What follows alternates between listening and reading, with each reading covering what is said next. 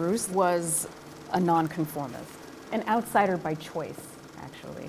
He was always interested in how we were fed messages through the media, whether it's movies, commercials, educational films. He was always trying to deconstruct those messages and get people to understand the system that's in place and what they're being taught, and to question that. So deconstructing cinema was an important part of showing people how these messages are being received.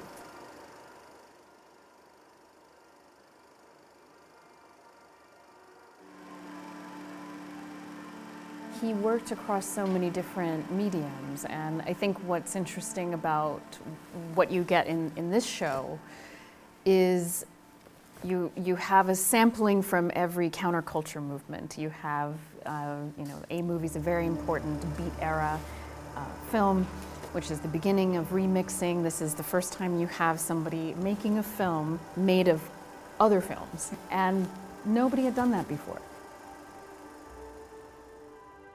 You have also Looking for Mushrooms, which is also, the Beatles. You have Summer of Love. You have this whole other era where you're exploring mushrooms. It's a really kind of sample of all these different types of eras that he worked through as far as the arc of his work. With Crossroads in particular, he started to see that image fade. So he grew up in the post-war America where you saw the image of Bikini Atoll and this bomb all the time because they wanted to desensitize you from that image. They wanted you to love the bomb and accept the bomb. And that's where you have the atomic age, culture. So he started to see that image fade away. So that's why he wanted to bring it back. He wanted to remind people about their own mortality, about the apocalypse, and not to forget about that. U.S. Air Force number 1, printed on the side. I think that he seems to combine the visual density and also this complete questions that are existential, that are about the human experience, sex, death, everything. And that's what resonates, and I think that this is why people still why the work is still relevant. You always see something new. You always see something that you did not notice before.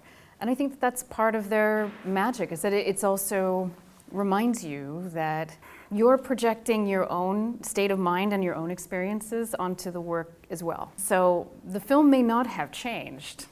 You change. And Bruce knew that. He knew that the audience brings their own perceptions, their own experiences to the work, and he enjoyed seeing how that affected how his own work was interpreted. You don't need to be told what to think to know how to experience this film. You can walk in and the work is strong, it speaks for itself, and everyone is going to take away something different.